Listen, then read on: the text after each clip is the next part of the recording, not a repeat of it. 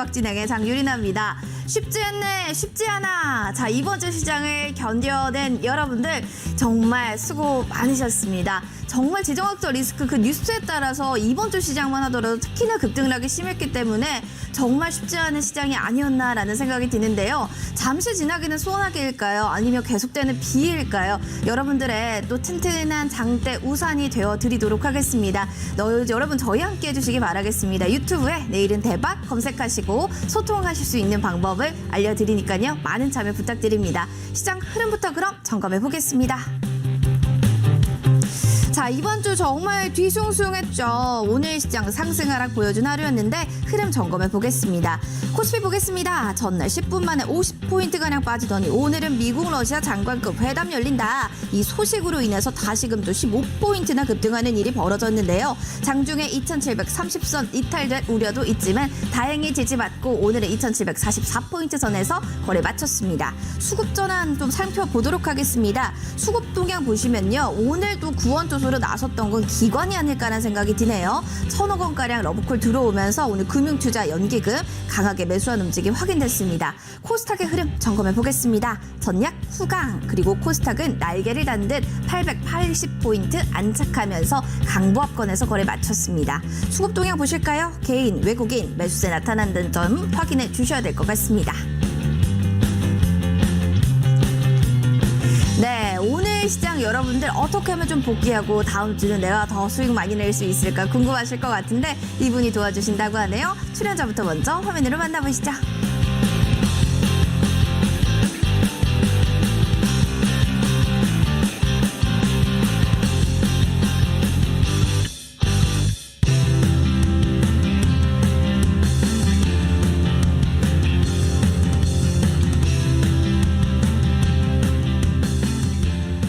네, 주식시장에 킹스맨이 나타나셨습니다. 비 오는 날 장대 우산 같은 또 긴 우산 여러분들께 준비해 준다고 하는데 신광섭 전문가님과 함께 이야기 나눠볼게요. 전문가님 반갑습니다. 네, 안녕하세요. 네, 인사 네. 부탁드립니다. 네, 오늘 시장이 좀 어렵긴 한데 그래도 조금 편안하게 매매를 하실 수 있도록 좀 참고하실 수 있도록 여러 가지 얘기 말씀드릴 수 있도록 하겠습니다. 네. 네, 알겠습니다. 오늘도 참 행거치프가 멋있다라는 생각이 좀 드네요. 자, 시장의 이슈들 점검해 볼게요. 상한가를 스쳐왔던 이슈 뭘 가지고 오셨을까요? 첫 번째입니다. 살펴보시면 잇따른 교전입니다. 그렇죠. 우크라이나의 전쟁으로 좀 확산이 되는 건가? 시장의 리스크가 될 만한 요인들을 짚어보고 가야겠죠. 이야기 나눠보겠고요. 두 번째 이슈도 보겠습니다. 살펴보시면 인플레이션 관련해서 비관론이 좀 대두됩니다. 페드에서 금리 인상 소용없을 거다라는 얘기는 나오고 있는데 자, 이렇게 된다면 우리 시장의 영향은 어디까지 얼마나 파급력이 있을지 여기에 대한 이야기도 전해드릴게요. 첫 번째 지정학적 리스크부터 살펴보겠습니다. 러시아 침공 리스크가 계속되는 가운데 전문가님 우리 시장에 계속 이 이슈가 반영이 될까? 그렇다면 얼마나 우리는 좀 더 빠질까? 여기에 대해서 궁금하거든요. 말씀 부탁드립니다. 네, 일단 지금 그 러시아하고 우크라이나의 그 이슈가 좀 시장을 좀 압박을 계속적으로 하고 있는데요. 일단은 뭐 러시아가 우크라이나를 진짜 침공을 할 것이냐 아니면 침공을 하지 않을 것이냐 그런 얘기가 좀 많이 있는데 일단은 결론만 말씀드리면 일단 침공을 해서 전쟁으로 해결하기보다는 조금 이제 외교적이나 아니면 좀 정치적으로 해결하지 않을까 싶습니다. 그래서 일단은 지금 이제 보도된 내용들은 이제 러시아 국영 이제 타스통신이 이제 보도를 했는데요. 그러니까 러시아 국영 미디어 타스통신이 보도를 한 거죠. 네. 일단 러시아 측 입장에서는 우크라이나 정부군이 이제 그 도메츠크 공화국, 루간스크 공화국 이 9개 마을을 이제 공격했다고 2시간 동안 공격했다고 그렇게 보도를 했고요. 대신에 이제 우크라이나 정부군 쪽에서는 이제 본인은 그렇게 한 적이 없다. 오히려 반대로 이제 그 우리 진지가 이제 친러 반군의 공격을 받았지만 우리는 대응하지 않았다. 이제 그렇게 얘기를 했고요. 일단 유럽이나 미국 그런 어떤 서방 진영 쪽에서는 이제 그 러시아가 이제 우크라이나를 공격할 명분을 만들기 위해서 좀 자작극을 벌이는 게 아니냐. 좀 이제 이런 얘기들을 하고 있는데 전문가님 생각은 어떠세요? 일단은 지금 약간 러시아 쪽에서 이건 제 개인적인 그냥 뇌피셜인데 러시아 쪽에서 조금 그 친러 반군을 이용해서 좀 약간 시장의 상황들을 좀 보고 있는 거 아닌가 싶고요. 또 우크라이나가 좀 이런 상황에서 좀 이런 악수를 두지는 않을 것 같다. 예, 지금 예전에 크림반도 같은 경우도 이런 비슷한 명분으로 이제 크림반도를 침공을 했었기 때문에 그런 걸 다 알고 있는 우크라이나 입장에서는 러시아하고 싸워서 이길 자신이 없잖아요. 근데 이런 악수를 두지는 않지 않을까 싶은데 일단은 시장에서는 지금 좀 대부분의 개인 투자분들께서 이제 러시아하고 이제 전쟁이 나거나 이러면 뭐 주가가 이렇게 막 급락하는 거 아니냐, 뭐 그것 크게. 때문에 손절을 뭐 매도한 개인들이 굉장히 많았어요. 네, 특히나 어제 같은 경우도 이게 이제 장중에 뉴스에 살짝 흘러 나오면서 종목들이 굉장히 이제 뭐 급하게 내려가고 네. 그런 상황들이 나왔는데 거기서 오히려 뭐 푸스를 잠깐 사야 되는 거 아니냐 이런 얘기를 하시는 분들도 있었고요. 근데 이제 그런 상황보다는 좀 가만히 있자. 잘못하면은 이게 양쪽으로 깨질 수 있거든요. 네. 주가가 올라간다고 또 따라갔다가 이제 그런 이슈 때문에 급락하면서 또 이제 하락할 수 있고, 그런 하락을 이제 또 해지하려고 오히려 푸스를 걸었다가 또 이제 오히려 그런 또 부분에서 오히려 또 급반등할 수 있기 때문에 일단은 어제 미국 시장이 크게 빠짐에도 불구하고 우리나라 시장 크게 빠지지 않았고요. 그러니까 좀 예측하기 힘들다. 그러니까 일단은 지금 이런 불확실성 속에서 이제 현금이나 주식 비중을 좀 유지한 상태로 이런 흔들림을 좀 이용할 필요가 있다. 그러니까 주가가 좀 내려가면 오히려 반대로 좀 저가 매수에 가담을 찬스로 하고, 보자. 예, 주가가 좀 올라가면 조금 지켜보고, 이런 이슈가 지금 단기간에 하루 이틀에 끝날 것 같지는 않고요. 대신에 이제 그 미국에서 얘기를 했죠. 러시아가 우크라이나를 침공하면 뭐 제재를 하겠다. 근데 이제 뭐 유럽 각국의 그런 어떤 제재에 대한 얘기가 좀 각국마다 좀 온도차가 있어요. 왜냐하면 러시아하고 이제 유럽 같은 경우 좀 긴밀하게 경제적으로 이제 좀 협력하는 관계이기 때문에 네네. 일단 노드스트림 가스관이 있죠. 그러니까 독일 같은 경우는 이제 그런 제재를 한다라고 했을 때 최초에는 이제 미국의 그런 어떤 그 제재에 이렇게 적극적으로 동참하기보다는 좀 약간 관망하는 모습을 보였었는데, 네. 미국이 그래서 이제 바이든 대통령이 얘기를 했죠. 그러니까 노드스트림 끝장내겠다. 예, 가스관 끝장내겠다 이렇게 얘기하니까 독일도 이제 미국 쪽에 이제 좀 지지를 한다.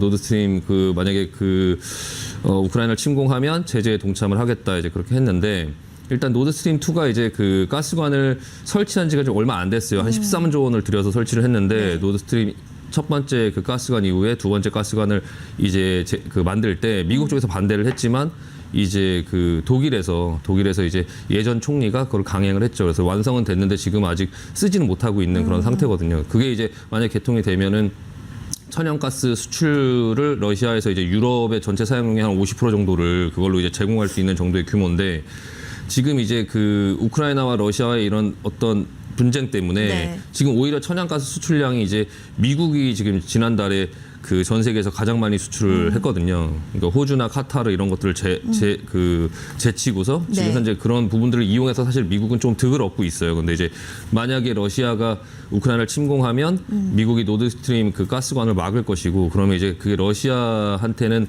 굉장히 좀 타격이 될 수 그쵸, 있거든요. 그래서 이제 그쵸. 그런 부분들 때문에라도 일단은 이걸 전쟁으로 해결하기보다는, 전쟁으로 해결해서 우크라이나의 어떤 부분에 그 일정 부분은 뭐 정부나 이런 부분들을 조금 바꾼다 하더라도 실질적으로 실익이 별로 없죠. 그런 어떤 제재를 크게 당하면서 러시아가 그런 것들을 진행하기에는 좀 무리수가 되지 않을까. 그래서 일단 시장은 그런 부분들을 어느 정도 지금 알고 있고 하다 보니까 이런 이슈가 나올 때마다 흔들릴 수는 있지만, 그런 부분으로 인해서 시장이 뭐 크게 그렇게 하락하거나 하지는 않을 것 같다. 그리고 혹시라도 이제 그런 부분에 이슈가 나온다 하더라도 시장은 상당 부분 반영을 했거든요. 상당 부분 반영을 했고, 여기서 지금의 상황에서 더 빠진다라고 하기보다는 좀 그런 어떤 불확실성이 좀 해소되는 국면에서 좀 반등이 나오지 않을까 싶습니다. 그래서 일단은 그 러시아 이슈나 이런 부분들을 뉴스를 너무 민감하게 보시고 그거에 따라서 주식의 어떤 그런 반응을, 나의 어떤 그런 계좌에 너무 민감하게 반응하기보다는 뭐 이렇게 움직이고 이렇게 움직이는 상황들을 좀 지켜보자. 결국엔 제자를 찾아갈 수 있으니까 일단은 좀 지켜보자는 말씀 드리고 싶습니다. 네. 네. 이게 사실은 좀 지켜봐야 되는데 그게 또 안 되시는 분들은 계좌를 좀 덮어두는 것도 답일까요? 그렇죠. 그냥 그 부분이 이제 보면 무서우니까 보면은 그냥 안 또 보시는 이게 것도 손가락이 어쩔 수 없거든요. 사실 좀 답이고요. 네. 지금 이제 그거 이후에도 이제 뭐 계속 말씀드리겠지만, 그 3월달 FOMC 회의나 이런 부분들이 있어서 사실 네. 그게 더 시장에 큰 영향을 미칠 거고, 물가나 뭐 인플레나 이런 부분들이 지금 시장에 계속 압박을 하고 있는 가운데에서 이제 그거보다 이제 단기간에 러시아 침공 리스크가 지금 시장을 그런 부분들을 전부 다 덮고 있는데, 네. 일단은 이 부분은 이제 어느 정도 좀 불확실성이 개선 이렇게 거쳐가면서 좀 시장이 좀 어느 정도 반등을 할 거고, 그리고 나서 이제 그런 이제 그 인플레이션이라든지 금리 인상이라든지 이런 이슈가 다시 또 시장을 좀 움직일 거니까, 지금은 좀 약간 저런 단기간의 리스크로 시장이 좀 왜곡돼 있으니까요. 좀 네. 그런 부분들이 제자리 찾아갈 때가 좀 기다려보자 말씀드리고 싶어요. 알겠습니다. 러시아 이슈는요. 네. 네. 시장이 너무 급등나서 하다 보니까 내 종목 이때 팔아야 되는 거 아니야? 이때 사야 되는 거 아니야? 너무 뇌동매매 하지 마시고요. 여러분들 단단하게 자리매김 하시면서 그냥 지켜보시는 게 중요할 것 같습니다. 마인드 컨트롤 너무 어려운데요. 있어요 하시는 분들이라면 이분과 함께 하시면 마인드 컨트롤 100% 됩니다. 자, 노란톡에 내일은 대박 신광섭 이렇게 검색하시고 들어와 주시면 전문가님 정말 진짜 딱 진중하시죠. 이 마인드 컨트롤도 정말 잘하시기 때문에요. 여러분들 이런 시장에서 트레이딩하는 방법들, 꿀팁들 잘 알아가시길 바라겠습니다. 여기 QR코드도 있을 거예요. 여기 있는 QR코드는 스캔하고 들어오시면 빠르게 입장하실 수도 있다는 점 확인해 주시기 바랍니다. 이어서 두 번째 상한가를 17만 원 이슈 점검해 보겠습니다. 오늘은 좀 거시적인 이슈들을 다 들고 오셨습니다. 자, 미국 연방준비제도 이제 이야기들이 계속 나타나고 있는데 전문가님 이게 시장을 좀 통제 가능한 수준일까? 이 이슈들이 이런 얘기들을 좀 궁금해하시는 분도 많으시거든요. 네, 그래서 한번 관련한 이야기 이슈들 좀 풀어주시기 바랍니다. 네, 지금까지 연준은 이제 계속적으로 연준의 이제 최종적인 목표는 연준이 존재하는 이유는 고용 안정과 물가 안정이죠. 예, 연준은 이제 그런 역할을 계속적으로 해오면서 지금까지 시장을 잘 통제를 해왔고, 물론 과거에 이제 뭐 그 폴 볼커라는 이제 연준 의장이 좀 시장을 굉장히 무리하게 결국에 인플레를 잡으려고 금리 인상을 막 4%씩 올리는 1년에 뭐 이제 한 20%까지 올려버리는 이제 그런 상황들이 네. 한번 나왔었죠. 근데 시장은 그런 거를 계속 두려워하고 있어요. 하지만 그거를 제외하고 나면 그거는 과거에 있었던 일들이고 금융 시스템이나 이런 것들이 조금 지금보다는 굉장히 좀 낙후돼 있을 때 있었던 일들이고요. 근데 지금까지는 과거에 2008년도부터 지금까지 흘러오면서 여러 위기들이 계속 있었고, 뭐 유럽이 뭐 망한다, 예, 뭐 유로가 없어진다, 뭐 영국이 유럽을 탈퇴하면 뭐 전 세계적으로 좀 난리가 날 것 같고, 막 그런 얘기 있었죠. 예, 그런 뭐 그리스도 뭐 부도 낼 것 같고, 막 이런 더한 위기들도 굉장히 많이 있었거든요. 예, 물론 시장은 항상 얘기하죠. 그때 이번은 다르다, 이번엔 돈이 더 많이 풀려서 다르다, 이렇게 얘기는 하고 있지만 결론은 지금까지 연준은 시장을 항상 잘 통제를 해오면서 끌고 왔어요. 연준이 하는 역할들을 굉장히 잘해왔고 천재들만 모여있는 집단이잖아요. 그러니까 그쵸. 저는 결과적으로는 시장을 잘 통제하면서 갈 거라고 생각합니다. 일단 결론은요. 지금 현재 시장에서는 이 많이 이렇게 돈이 풀려 있는 이런 상황 속에서 이제 그 물류 병목 현상이죠. 예, 네. 그리고 이제 그런 어떤 생산이 좀 정체돼 있고, 그런 어떤 생산을 하려고 하는 어떤 그런 원자재 상품 가격이나 이런 것들이 이제 너무 올라 있고, 그리고 이제 물건이 만들어지지 못하면서 가격이 좀 올라 있고, 이런 부분들 때문에 좀 물가가 올라가고 있는데, 이게 과연 금리 인상만으로 이 사태를 해결할 수 있을까? 이런 부분에 대한 얘기들을 지금 시장에서 하고 있어요. 그래서 물론 그게 맞는 얘기죠. 맞는 얘기지만 이제 연준은 이거를 어디서부터 어떻게 풀어갈까? 이걸 연준이 모르고 있을 거라고 생각하지 않아요. 그러니까 네. 연준도 전부 다 알고 있을 거고요. 어떻게 그래서 풀어갈 거라고 생각하세요? 순차적으로 지금 풀어가고 있어요. 네, 시장 참여자들은 이 물가를 올리려고 연준이 무식하게 금리만 높인다라고 하면 이 경기만 경착륙을 일으킬 거고 인플레이션 잡지 못할 거다라고 해서 시장에서는 지금 계속적으로 참여자들이 얘기를 하고 네. 있죠. 근데 이제 지금 하는 어떤 방향을 보면 연준은 이제 정책을 일단 금리를 높이는 그런 정책을 쓰기에 있어서 먼저 앞서서 구두로 경고를 하고 있어요. 계속적으로. 구두로 경고를 하고 기대 인플레이션을 먼저 잡아놓고 나서 시간을 좀 번 다음에, 그리고 나서 이제 물류 병목 현상이 좀 자연스럽게 풀리기를 좀 기다리고 있는 것 같거든요. 네. 그런 모양새의 그런 어떤 제처를 계속 하고 있어요. 그래서 여러 연준 위원들이 서로 주고받고 하면서 시장을 조금 본인들의 의도대로 끌고 가려고 하죠. 예를 들면 어제 또 한 번 이제 그 블러드 여론 총재가 또 얘기를 했어요. 3월 15일, 16일에 있는 FOMC 회의에서 빅스텝이라고 하죠. 그러니까 뭐 스몰 스텝 0.25% 정도를 올리지 않고 빅스텝 0.5% 정도를 올려서 좀 시장을 놀라게 해서 그렇게 이제 그런 방향으로 기대 인플레이션을 꺾는 이런 부분을 자기는 지지한다. 아직도 지지한다. 그리고 이제 그 7월까지 3번의 회의가 남았는데 그 3번의 회의 동안에 금리를 한 1%까지 높여놓자, 이런 얘기를 지난번에 이어서 또 한 번 했고요. 근데 그 3번의 이제 금리 인상을 할 때 첫 번째 0.5%를 올리자라는 의도를 갖고 있는 거죠. 첫 번째 조금 시장이 0.5% 정도로 올려놓고, 그리고 0.25 이렇게 올려서 한 7월 달까지 1% 정도까지 높여놓자, 이런 얘기를 지금 하고 있는데, 물론 이제 실제로 이제 금리 인상으로 그 어느 정도 이제 그런 어떤 돈을 풀어놓은 거에 대한 인플레이션은 돈을 이제 금리 인상하면서 자금을 좀 회수하면서 좀 잡을 수 있지만, 이런 뭐 생산 지체, 뭐 이런 물류의 그런 병목 현상, 이런 부분들은 금리 인상만으로 잡을 수는 없기 때문에 네. 그건 뭐 저도 동의해요. 그래서 대신에 그거를 시장에 그게 해결이 안 될 거라고 해서 무섭거나 그러지는 않아요. 그렇게 생각하진 않아요. 비관적으로 생각하진 않고, 그런 부분을 다 알고 지금 구두로 계속적으로 지금 얘기를 하고 있고 지금 그런 부분들이 시장에 저는 조금씩 먹혀 들어가고 있다라고 생각해요. 그래서 지금 어제 같은 경우도 그런 부분 외에도 정치적으로도 지금 문제를 풀려고 하고 있어요. 그러니까 유가가 계속적으로 올라가는 그런 부분을 잡으려고 이란이랑 그런 핵 협상을 하고 있고 그런 부분이 지금 그 유가가 지금 내려가고 있거든요. 그래서 그런 부분들이 조금 시장에 좀 효과를 보여주고 있다라고 생각하고 일단 어제 같은 경우에 이제 그 실업보험 청구 건수나 뭐 이런 부분들이 나왔는데 좀 그 수치가 좀 안 좋게 나왔거든요. 네, 맞습니다. 예, 필라델피아 제조업 지수 같은 경우도 제조업 활동을 보여주는 그런 제조업 지수도 이제 예상치가 한 19였는데 한 16 정도로 나오고 근데 이제 그런 부분들의 어떤 안 좋은 부분들도 그리고 이제 러시아의 어떤 그런 어떤 지정학적 이슈들 리스크도. 뭐 이런 부분들도 이제 시장에 조만간에 좀 이런 긴축이나 이런 부분도 조금 연준에서 그런 부분을 감안해서 조금 천천히 해야 된다 또 이런 얘기가 나오면 시장은 조금 올라갈 수 있지 않을까 싶고요. 지금 다우지수 같은 경우나 나스닥이나 S&P를 한번 보면은 네. 컴퓨터를 한번 보여주시면 지금 어제 같은 경우에 그 다우존스가 한 1.78% 정도 빠졌고 지금 나스닥이 2% 넘게 빠졌죠. 나스닥이 네. 2% 넘게 빠지고 지금 뭐 S&P 같은 경우도 지금 한 2% 넘게 빠졌는데요. 지금 모양을 보면 여기서 지금 바로 급반등할 것처럼 보이진 않아요. 조금 그렇죠. 약간 시장을 보수적으로 볼 필요는 있어요. 지금 보면 추세가 꺾이고 나서 대반등하고 나서 지금 21선에 저항을 받고 지금 다시 내려오죠. 그러면 지금 이쪽 부근에서 쌍바닥을 만든 다음에 다시 기술적으로 이렇게 올라가는 모양이 나와야 되는데 일단 지금 당장의 모양에서는 바로 여기서 급반등할 만한 어떤 그 모양은 사실 아니거든요.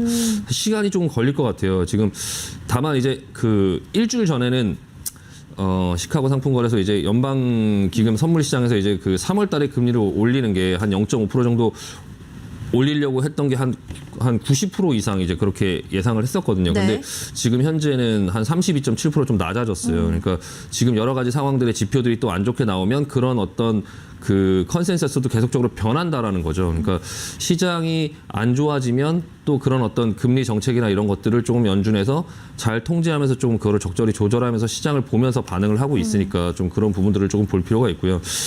다만 이제 좀 그런 게 있죠. 그러니까 지금 이 인플레의 이 상황들과 이 주가의 이런 상관관계가 저는 어떻게 생각을 하고 있냐면 네. 일단 인플레는 지금 계속적으로 높아지고 있어요. 그러니까 뭐 계속적으로 CPI라든지 뭐 이제 뭐 PC라든지 이런 것들의 결과를 보면 인플레이션이 계속적으로 높아지고 있죠. 근데 이게 끝도 없이 계속 높아지지는 않을 거예요. 어느 순간에는 꺾일 거란 말이에요.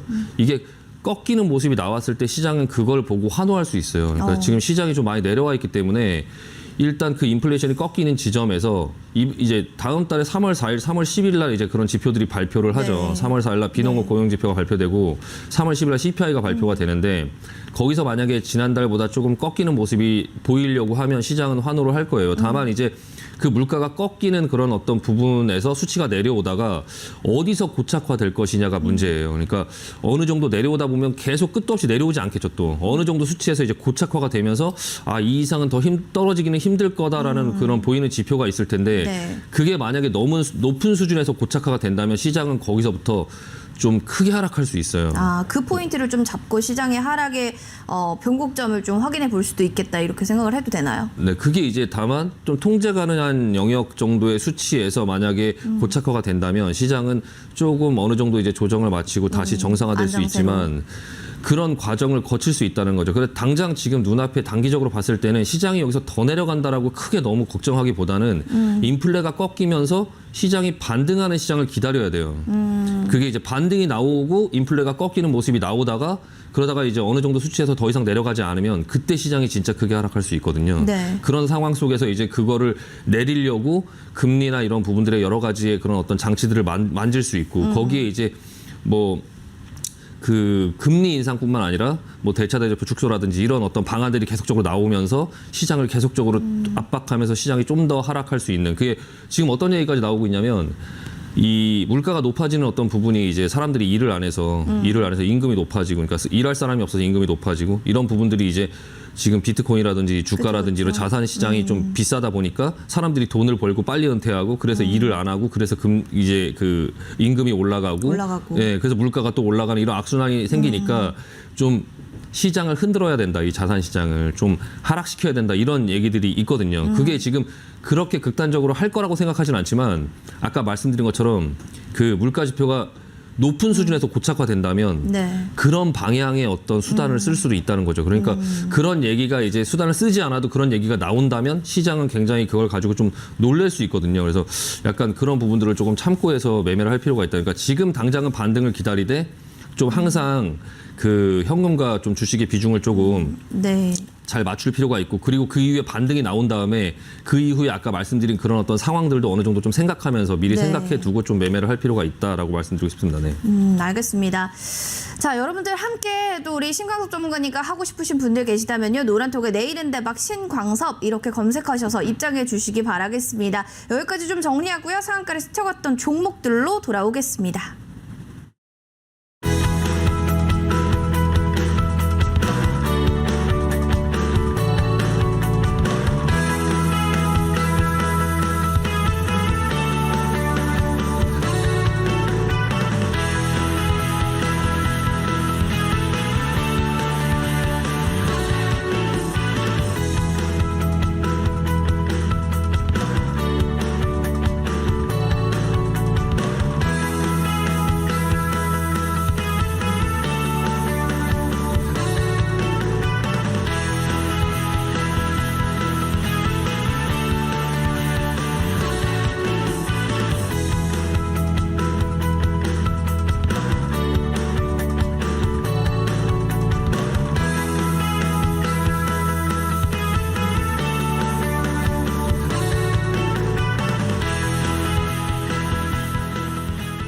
네, 내일은 대박 오늘은 신광섭 전문가님과 이야기 나눠보고 있습니다. 상한가를 스쳐갔던 이슈 봤다면 이번엔 종목들 보겠습니다. 5가지 준비했습니다. 첫 번째는요, 바이오톡 스택입니다. 기관 러브콜 받으면서 슈 날아가네요. 상한가 오늘 안착하면서 8,990원 선에서 종가 마감됐습니다. 두 번째 이슈 보시면요, 오늘 정말 필승하는 느낌으로 승일 종목이 가격 제한부까지 높게 올라왔습니다. 화장품주 안에서 승일이 좀 가장 높게 오른 이유 어떻게 됐는지 잠시 뒤에 이야기 들어보겠고요. 세 번째 종목은 대원전선 보겠습니다. 윤석열 테마주 효과로 오늘 외국인 3거래일 러브콜 보냈고요. 23%대 급등세로 거래 마감됐습니다. 네 번째 한전기술 보겠습니다. 오늘 저점 높이면서 우상향 곡선 그려냈는데요. 살펴보시면 오늘 종가가 고가권에 위치하면서 13%대 안착하며 거래 마감되네요. 마지막 종목입니다. 이 종목은 별명이 있습니다. 두중이라는 아주 귀여운 별명을 갖고 있는 두산중공업 되겠습니다. 살펴보시면 1조 원 규모의 유상증자 마무리 짓는 두산중공업이 채권단 관리차가 조기 졸업할 수 있다. 기대감 나와 있었죠. 9%대 강세 움직임 보이면서 거래 마쳤습니다. 하나씩 그럼 종목에 대한 이야기 들어보겠습니다. 전문가님 오늘요 바이오톡 스택 이거부터 좀 보여주셨으면 좋겠다는 생각 드네요. 왜 이렇게 시장에 좋게 반응한 걸까요?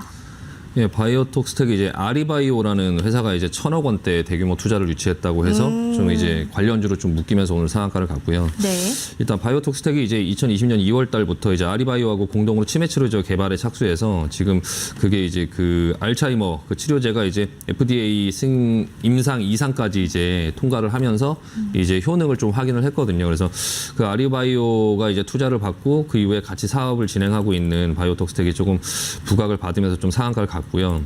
이 바이오톡 스택 같은 회사가 이제 셀트리온 계열사죠. 셀트리온이 대주주로 있고요. 대주주가 셀트리온이고 이 비임상 연구를 주사업으로 하는 그런 연구 개발 전문 업체인데 이 비슷한 업체가 이제 코스닥에 또 캐몬이라는 업체가 있죠. 캐몬은 이제 그 SK 바이오 사이언스하고 네. 이제 같이 하는 이제 그런 이게 그 이 업종 자체가 굉장히 좀 재밌는 업종이긴 해요. 이 업종에 이제 누가 가장 많이 투자를 했냐면 그 MS 소프트 빌 게이츠가 투자를 많이 했죠. 빌 그래요. 게이츠가 이제 본인 회사가 이제 주가가 비쌀 때 그 주식을 좀 많이 팔아서 미국의 슈로딩거라는 회사에다가 투자를 많이 했는데요. 지금 슈로딩거의 주가는 뭐 상태가 다 같이 뭐 안 좋죠. 예, 요즘에 기술주들 안 좋으니까.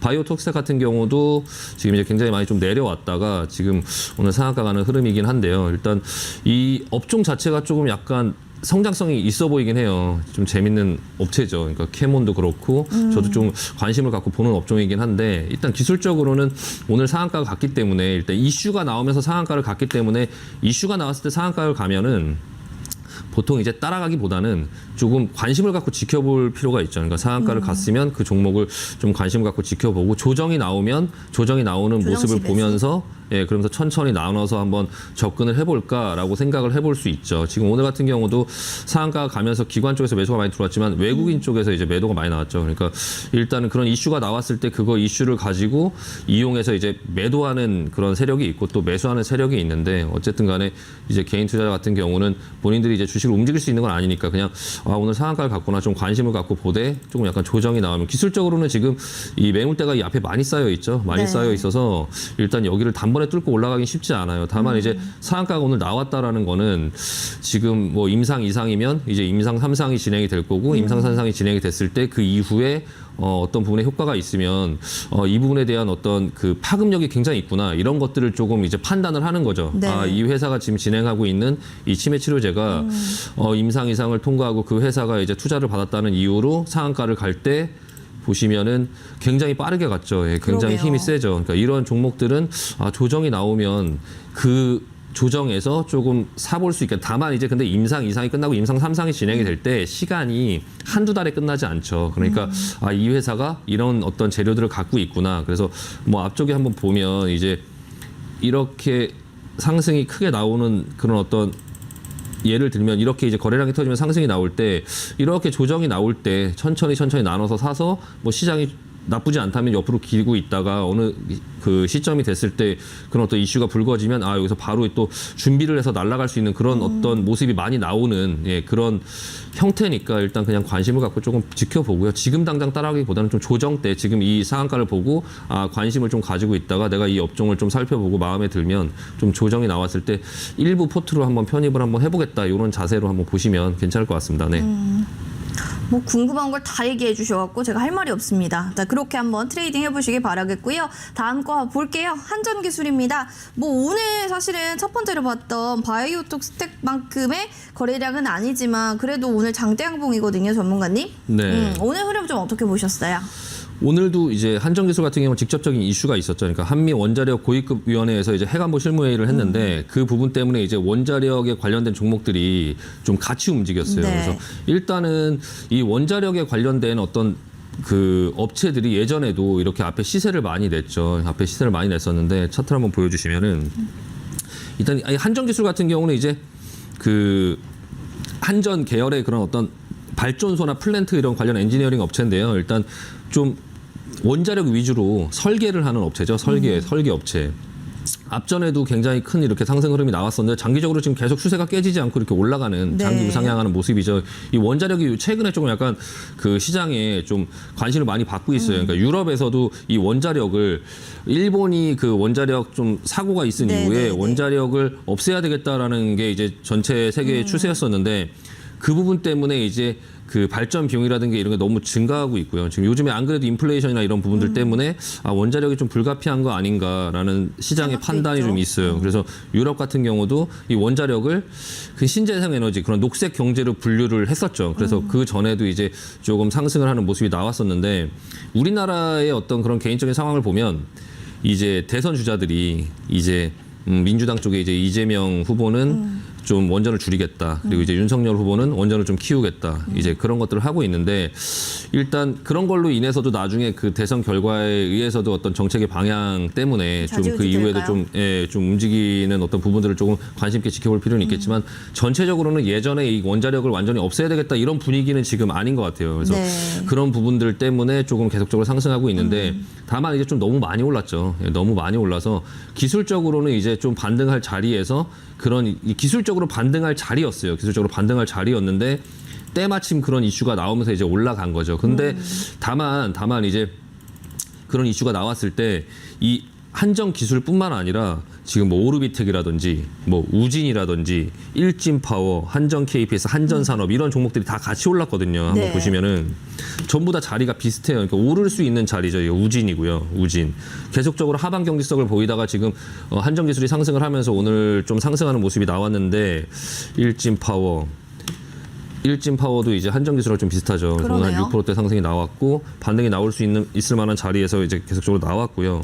오르비텍 같은 경우도 자리를 좀 만들어 놨다가 지금 상승할 수 있는 그런 자리에서 지금 상승하려고 하는 모습이 보여지고 있는데 약간 어느 정도 전고점 부분까지는 조금 반등을 하지 않을까 싶어요. 그래서 일단은 이 원자력 관련된 어떤 종목들도 조금 이제 관심 있게 지켜보자라는 말씀드리고 마무리하겠습니다. 대장주를 좀 뭘로 보시는지 궁금한데 그냥 딱 종목만 말씀해 주실 수 있나요? 일단 대장주는 지금 오늘 움직인 모습을 보면 한정기술인데요. 한정기술이 그 전부터 이제 계속적으로 조금 많이 움직였었고요. 한정기술이 대장이긴 한데 일단 만약에 저한테 투자를 하라고 하면 저는 한정기술보다는 다음에 설명드리는 이 종목에 하겠습니다. 네. 현명하시네요. 다음 종목이 두산중공업인데 되게 자연스럽게 연결고리를 만들어 주십니다. 원전에서 저는 좀 두산중공업을 또 본다 대장주로 이렇게 얘기하셔서 궁금합니다. 어떤 면인가요? 일단 가격이 싸요. 네, 일단 가격 메리트가 있고요. 주가에서 이제 가장 매력이 있는 건 가격이 쌌을 때죠. 맞아요. 예, 뭐 한정기술이 원자력으로 뭐 어떤 실적을 낸다, 그리고 원자력의 어떤 정책이 뭔가가 생긴다 이런 것보다 그냥 가장 이제 매력을 느낄 수 있는 건 현재 가격이 싸다. 근데 이제 현재 가격이 왜 싸냐 그 이유도 좀 매력적이에요. 그러니까 일단은 유상증자가 청약 미달이 되면서 10%대 하락이 나왔어요. 얼마 전에. 그게 네. 이제 오늘 좀 어느 정도 만회가 됐죠. 만회가 됐고 일반 공모 유상증자를 진행을 했었고요. 15일, 16일 동안에. 일반 공모 유상증자에 참여를 했죠. 저도 참여를 했어요. 9,000주를 신청을 했는데 많이 하셨네요. 근데 경쟁률이 제가 40몇 주를 받았어요. 저도 생각지 못한. 예. 그래요? 네, 그래서 제가 경쟁률을 찾아봤더니 키움증권에서 이제 개인 투자자들이 이제 넣은 거는 9.69대 1이었어요. 네, 9.69대 1. 그래서 한 10% 정도는 신청한 걸 받을 수 있겠네라고 생각을 했죠. 근데 이제 그 청약 경쟁률이 전체 청약 경쟁률이 기관 투자자나 이런 어떤 부분에서 많이 더 넣겠죠. 많았군요. 네, 그러니까 9,000주를 넣었는데 40 몇 주 정도밖에 못 받았으니까 경쟁률이 뭐 200대 1이 넘는 거죠. 거의 한 그러네요. 300대 1 정도 수준에 치열했네요. 가깝게 예, 치열하게 지금 그 일반 공모 그러니까 그 주주 배정 유상증자가 미달이 됐다고 해서 급락을 했는데 결과적으로 그 자금을 그럼 확보를 못한 거냐 그게 아니죠. 예, 전부 다 확보를 했죠. 그 경쟁률도 어마어마하게 일반 공모에서 그럼 나왔죠. 지금이 완전 저가 메리트네요.